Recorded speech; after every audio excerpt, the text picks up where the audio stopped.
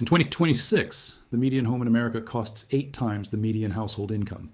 That means a family earning $75,000 needs $600,000 for a house. 50 years ago, that same ratio was 2.5 to 1. A family earning the equivalent of $75,000 could buy a house for $180,500. Not adjusted for inflation. Actual ratio. The numbers have tripled. But wages haven't. This isn't a housing crisis. It's a wealth transfer from workers to owners, from labor to assets. And it's rewriting the rules of who gets ahead and who falls behind. The mechanism is simple. Assets appreciate faster than wages. If you own a home, stocks, or land, your wealth grows automatically. If you earn a paycheck, your wealth stagnates. Even when you do everything right, work hard, save diligently, budget carefully, the system rewards ownership, not effort. And the gap widens every year. This is modern feudalism, not with castles, with balance sheets. Here's what that looks like in practice. A homeowner in 2000 bought a house for $200,000. By 2026, that house is worth $600,000, a $400,000 gain. The mortgage stayed fixed, maybe $100 to $200 monthly. Inflation eroded that payment's real cost. Meanwhile, the asset tripled. The owner didn't work harder, didn't innovate, just held, and got wealthier, automatically. Now look at the renter, same time frame. Paid $1,200 monthly in 2000.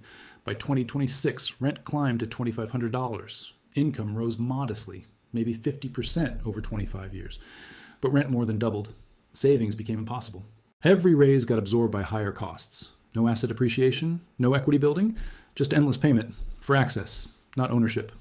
If you're watching rent, eat your paycheck, and wondering why saving feels impossible, stay with me. Because this isn't personal failure, it's structural design. And the design is working exactly as intended.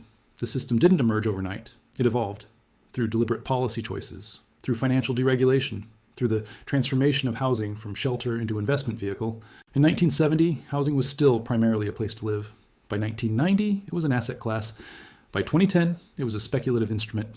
Investors buy homes, not to live in, to extract rent, or flip, or park wealth. Each transaction pushes prices higher, and each price increase locks out another buyer. The investor dominance is measurable. In 2000, individual investors owned roughly 20% of single-family rentals. By 2024, that number exceeded 45%. Corporate landlords, private equity, foreign wealth, all competing against families, paying cash, above asking. Each purchase converts a potential homeowner into a permanent renter, and permanent renters build wealth for landlords, not themselves. This happens in real time. A first-time buyer saves for years, finds a house, makes an offer, gets outbid by an investor, paying cash, above asking.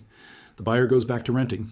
The investor rents the house to someone like the buyer, who now pays the investor's mortgage, plus profit. The system working perfectly, just not for them. The numbers tell the story. In 1970, homeownership rates peaked around 65%. By 2026, they've fallen below 63%, despite population growth, despite economic expansion. Fewer people own, more people rent, and those who rent pay more, while building nothing. The wealth generated by housing flows upward, to those who already own, not to those working to afford it. This creates a feedback loop. Homeowners gain equity, use it to buy more property, rent it out, collect income, reinvest, repeat. Each cycle concentrates ownership further. Meanwhile, renters pay landlords' mortgages, build landlords' equity, and receive nothing but a roof, temporary, conditional, revocable with 30 days. Notice, this isn't a glitch, it's the system functioning. The financing structure accelerates it. Mortgages are fixed, locked at historical rates. A homeowner who bought in 2010 might pay 4% interest, or 3%. That payment never rises, but the asset does. Inflation works in their favor, eroding the real cost of debt, while amplifying the real value of equity. The renter has no such advantage.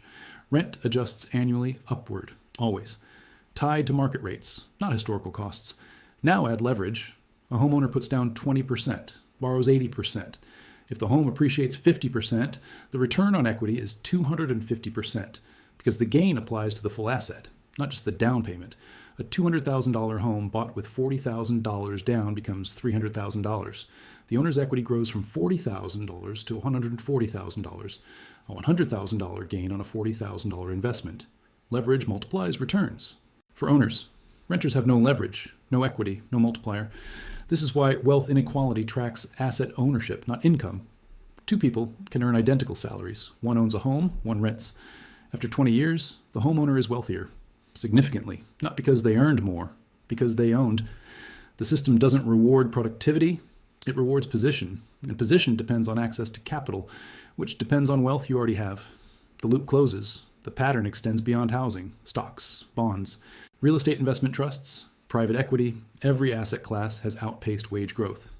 The S&P 500 returned roughly 10% annually since 1980. Wages grew maybe 2% after inflation. The gap compounds. A worker saving 10% of income into index funds still falls behind someone who inherited a portfolio, because the inherited portfolio started larger, and compounding favors scale, the Matthew effect. To those who have, more will be given. This explains why each generation feels poorer, despite technology improving, despite productivity rising. The gains flow to asset holders, not wage earners. Millennials earn higher nominal salaries than boomers did at the same age, but they own less houses, stocks, savings, because asset prices rose faster than incomes. By the time they could afford the down payment, prices had already climbed. They're running a race where the finish line moves faster than they can run. The consequences compound across lifetimes. A homeowner retires with equity, sells, downsizes, uses proceeds to fund retirement, or passes wealth to children, who use it for their own down payment. Generational transfer. The renter retires with nothing. No equity to sell, no wealth to pass, just decades of rent receipts, proof of payment, not ownership. The gap doesn't close, it widens, and the children inherit the disparity. And look at the numbers. A homeowner who bought in 2000 for $200,000 sells in 2026 for $600,000. After paying off the mortgage, they net $500,000 that funds retirement or becomes inheritance. The renter who paid $1,200 and $200 monthly for 25 years spent $360,000 with nothing to show, no asset, no equity, just expense. The homeowner built $500,000, the renter built zero, same time frame, different outcomes, based purely on position. This creates a two-tier system. Those who own property can weather inflation, their mortgage stays fixed, their asset appreciates, their net worth grows. Those who rent get crushed by inflation. Rent rises with prices, wages lag, savings erode. They run faster to stay in place and still fall behind. The system doesn't punish them for laziness, it punishes them for not owning. And you can't own without capital, which you can't accumulate while renting at current prices. Debt becomes the only bridge. If you can't buy with cash, you borrow. But borrowing requires credit, income verification, down payment, barriers that filter access. Those with family wealth clear them easily. Parents gift the down payment, co-sign the loan, provide safety nets. Those without struggle, save for years, compete against investors paying cash, lose bidding wars, stay renters longer. And the wealth gap persists, not from lack of effort, from lack of starting capital. Policy reinforced this. Mortgage interest deductions benefit homeowners, not renters. Property tax rules favor primary residences, encourage ownership, but only for those who can access it. Zoning laws restrict supply, protect existing home values, at the expense of affordability. Each rule seemed reasonable in isolation, but together they created a system where ownership begets more ownership, and exclusion compounds. This is the asset appreciation trap. The system needs workers to rent, to pay mortgages for owners, to keep prices rising. But rising prices lock workers out of ownership, so they rent perpetually, transferring wealth upward, funding the equity gains they can't access. It's not cruel, it's mechanical. And mechanisms don't care about fairness. They respond to incentives. The incentive is clear: own assets or fall behind. The mobility trap compounds this. In medieval feudalism, peasants couldn't leave the land. In modern feudalism, workers can't afford to move. Want to relocate for a better job? First, last, and security deposit. Application fees, credit checks. Income verification showing rent can't exceed 30% of income. That means a $2,500 apartment requires $100,000 annual income. Or it requires proving you already have wealth. The barriers aren't legal, they're financial, and they're just as effective as medieval law. You're free to move, as long as you can afford it, which you can't. So you stay. Career changes become impossible. A better job in another city means finding housing there, but housing costs eliminate the raise. A $10,000 salary increase disappears into $800 higher rent. You work harder, earn more, end up poor, because rent captures gains. Owners don't have this problem. They sell, buy elsewhere, transfer equity. Renters start over every time, no leverage, just reset costs. Now trace this back. In 1970, a single income could buy a home, support a family, build equity. Why? Because housing was still tied to local wages. Prices couldn't rise much faster than incomes. Financing was limited. Investors were rare. Housing was shelter. Not speculation.